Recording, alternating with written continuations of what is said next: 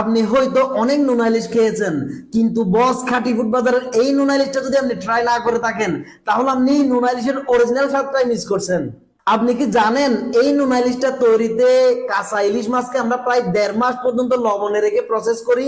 Process করার পর আমাদের নুন ইলিশের ফালিগুলো দেখুন এরকম একটু ড্রাই, এবং এই নুন ইলিশটা হয় একদম প্রপারলি প্রসেসড।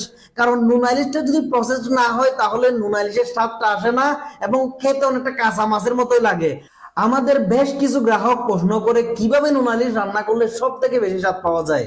নুন ইলিশের সব থেকে বেশি স্বাদ পেতে হলে আপনার অবশ্যই কুমড়ো পাতা কিংবা পুঁইশাক দিয়ে রান্না করতে হবে, যেটা নুন ইলিশের স্বাদকে কয়েক গুণ বাড়িয়ে দেয়।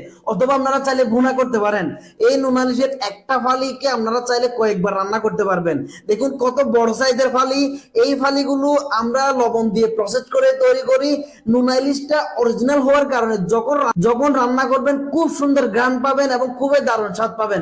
নুন ইলিশ রান্নার সময় একটা বিষয় মাথায় রাখবেন, সেটা হচ্ছে নুন ইলিশে যেহেতু অলরেডি লবণ দেয়া, এজন্য রান্নার সময় লবণ না দিয়ে রান্না করতে বলবেন, তাহলে নুন ইলিশের প্রপার স্বাদটা পাবেন।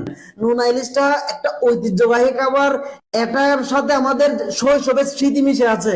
সো নুন ইলিশের যে শৈশবের পুরান স্মৃতি, সেই পুরান স্বাদ পেতে চান, এখনই অর্ডার করতে পারেন আমাদের স্ক্রিনে দেওয়া নম্বরে কল করে, অথবা আপনারা চাইলে অর্ডার নাও বাটনে ক্লিক করে সরাসরি অর্ডার করতে পারেন আমাদের ওয়েবসাইট থেকে।